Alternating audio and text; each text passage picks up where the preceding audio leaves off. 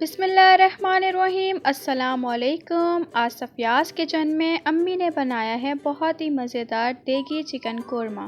तो चलिए अम्मी से इसकी रेसिपी सीखते हैं। अस्सलाम वालेकुम। बस देगी चिकन कोरमा बनाने के लिए मुझे चाहिए 1 किलो मैंने चिकन ले लिया। इसको धो के अच्छी तरह से मैंने साफ़ कर लिया है, तमाम पानी इसका निकाल दिया है। 1 पाव मैंने बारीक स्लाइस की हुई प्याज ले ली है इस तरह से। 1 पाव मैंने दही लिया है।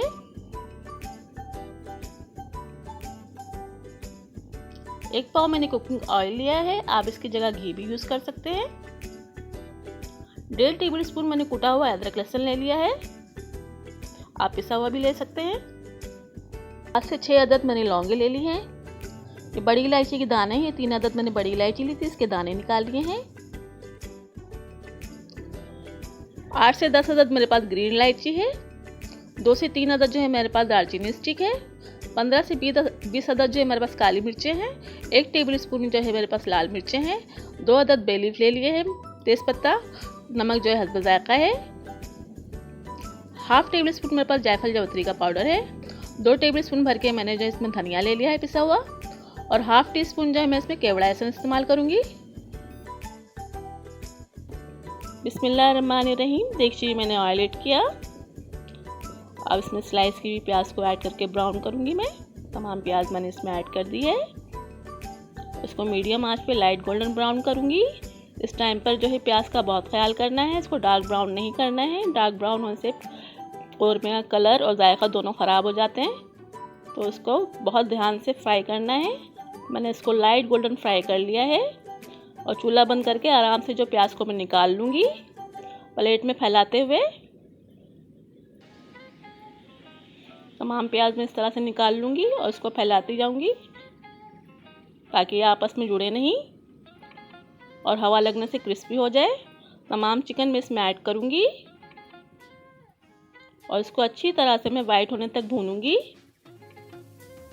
चमचा चलाते हुए, इस तरह से चमचा चलाते हुए मैं इसको भूनती जाऊँगी। ये देखें चिकन का कलर जो है वाइट हो चुका है।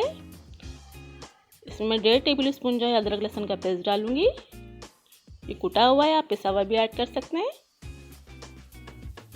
इसको डाल के अच्छे से मिक्स करूँगी। तकरीबन 1 मिनट में इसको फ्राई करूँगी। इसमें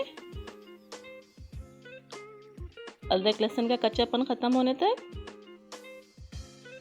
ये भून चुका है। इसमें तकरीबन 2-3 टेबल स्पून पानी ऐड करूँगी मैं। ये तमाम मसाले जो मैंने आपको दिखाए थे ये सब इसमें ऐड कर दूँगी और इसको अच्छी तरह से भूनूँगी मसालों का कच्चापन दूर होने तक। खूब अच्छी तरह से फ्राई करूँगी। इसको मैंने पानी का 1-2 बार छिटा दिया था और चिकन को खूब अच्छी तरह से भूना था मसालों के साथ में। मैंने इसको भूनती जाऊँगी। मसाले जब भून जाएंगे तो इसके अंदर फिर मैं दही ऐड करूँगी। तमाम मसाले भुन गए हैं अच्छी तरह से।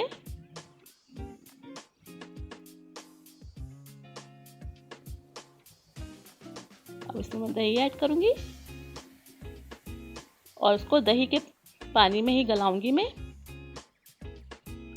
ये दही जो है पकने के बाद काफ़ी पानी रिलीज़ करता है।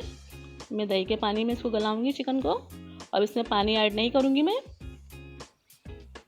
और इसको ढक्कन लगा के गलने तक पकाऊंगी चिकन को।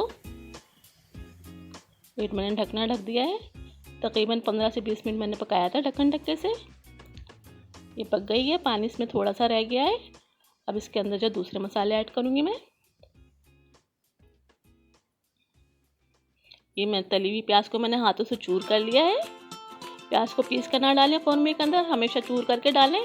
और ये पिसा हुआ धनिया 2 टेबल स्पून और 1/2 टी स्पून जो है जायफल जावित्री का पाउडर भी इसमें मैंने ऐड कर दिया आखिर में धनिया डालने से जो है कोरमे का कलर जो है ख़राब नहीं होता है। कोरमे का और कोरमे की बोटियों का कलर जो है बिल्कुल सही रहता है, डार्क नहीं होता है, इसलिए मैं इसे आखिर में ऐड करती हूँ। इसमें डालकर जो है मैं तकरीबन 2 से 3 मिनट मीडियम आंच के ऊपर मैं फ्राई करूँगी चिकन को। अच्छी तरह से मीडियम आंच के ऊपर फ्राई करती जाऊँगी इसको। और फिर इस टाइम पर जो आपको जितना पानी इसमें ऐड करना है अपने हिसाब से कर लें। मैं ज़्यादा पानी ऐड नहीं करूँगी इसमें, ये भून जाएगा तो इसमें फिर केवड़ा एसेंस ऐड करूँगी मैं। अच्छी तरह से भुन गया है। इसमें हाफ कटोरी मैंने पानी लिया है और हाफ टेबल स्पून जो है मैंने इसके अंदर केवड़ा एसेंस लिया है। इसको मिक्स किया है। अब ये इसमें ऐड कर दूंगी मैं। ये मैंने इसमें ऐड कर दिया है और मैं ढक्कन ढक्के से तकरीबन हल्की आंच के ऊपर जो 1 मिनट का दम दूंगी और चूल्हा बंद कर दूंगी। अपने हिसाब से ग्रेवी रखें इसके अंदर। मुझे थिक बनाना है, मैं ऐसे बनाऊंगी। और 1 मिनट के बाद मैं चूल्हा बंद कर दूंगी। मेरा कौरमा मज़ेदार तैयार हो चुका है।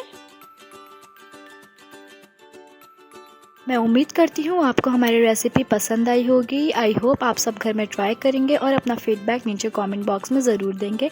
मेरे चैनल को लाइक और सब्सक्राइब करें। जब तक के लिए अल्लाह हाफ़िज़।